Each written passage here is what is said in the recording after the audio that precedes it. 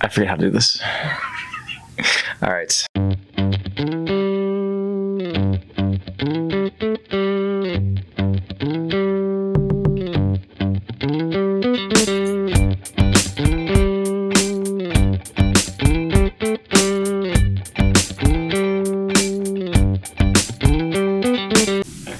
Hey guys, this is Luke with Gingerbread Man Running Company, and we're back this week with another shoe review. Apologize on the delay there. I blame Zach. He does not know how to charge batteries.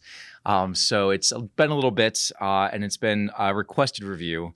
But today we're going to be talking about the new updates to the New Balance Fuel Cell Rebel V2. So this is their second iteration of the shoe, and they have changed a lot.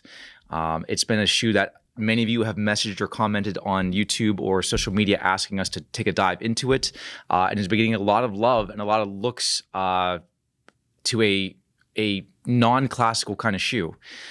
So this is the women's version. Comes in at 5.9 ounces, 6mm drop, and then the men's 7.2 ounces. The fuel cell foam, this is their second generation of this, and they really softened it. But the fuel cell foam that New Balance has is a nitrogen-infused foam that is designed for more propulsion, more explosiveness, and more bounce back. In the first version, it wasn't quite as soft, and I don't know if we can even see me squeezing this shoe, but you'll see it gives quite a bit whenever you put pressure underneath the midsole. The first version still had fuel cell, but it wasn't nearly as soft. And I don't know if that's a good thing or a bad thing. I'm not gonna lie. When you put this shoe on, it really pops, and I love this shoe a lot. It's a very great update. It's just a lot different. So if you're coming out of the V1, it's not the same kind of ride. For one, in the V1, you'll notice this lateral wing on the shoe to kind of bring you back towards the center line for whenever you pronate. In V2, it still has it, but it's kind of slimmed down a little bit. So you can see it still has that same kind of wing there, but it's not nearly as noticeable.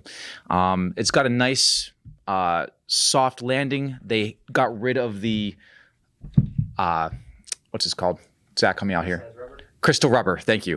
They got rid of the crystal rubber and replaced it with more of like a blown rubber outsoling to even soften that up a little bit. And it feels great. When you put it on and take it for a ride, it's something that you can take for some serious mileage. So it's not just a go fast shoe anymore.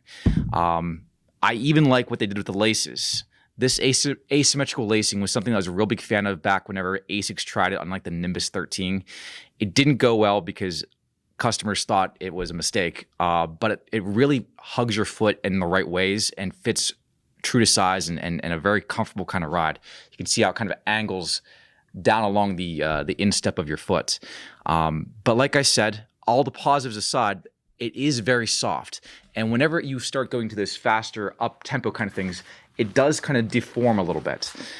So long runs, medium runs, recovery runs, it does well for all that.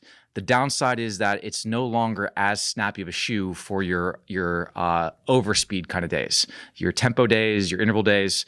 I would still probably wear this for a race day, probably 10K and up.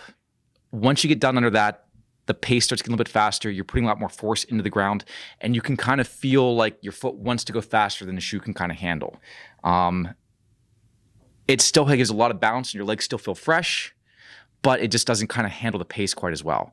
But let's be honest, for 90% of the mileage that you're doing, it shouldn't be up-tempo, overspeed kind of days. It should just be your just general junk mileage. But the other complaint I had, and this is a pair of my own ones that have about 60 or 70 miles on them, you'll notice that the wear on it came out rather aggressively. You can see it starting to kind of shred off of the bottom on the exposed fuel cell foam there. So like I said, if you're somebody that's looking for just a speedwork shoe, or you're somebody that's concerned about the durability, again, this has about 60, 65. So it's not like it's been sitting in a box the entire time. But if that's one of your concerns, durability, that's something to kind of keep an eye on and pay attention to for yourself. Overall, though, like I said, I'm being a little bit overly critical of a shoe that I like because I do like it a lot. It is one of my favorite shoes so far of 2021. and I have a lot of miles planned for the shoe. It has a lot of flexibility. Now that it's softer, I've worn it all the way up past the half marathon in my longer run days, and it feels snappy and fresh the entire way through. But like I said, check it out for yourself. It fits great, true to size, lightweight, cushion. It pretty much has the whole package. But like I said, try it on for yourself and see what you think. As always, you don't have to shop with us, but shop local. And thank you, Brandon, for the intro and outro music. And thank you, Zach, for charging our batteries. And is there anything I'm forgetting? Did you want summer? Happy Father's Day to all the dads out there and all the moms out there too, because one day isn't enough for moms. So peace out.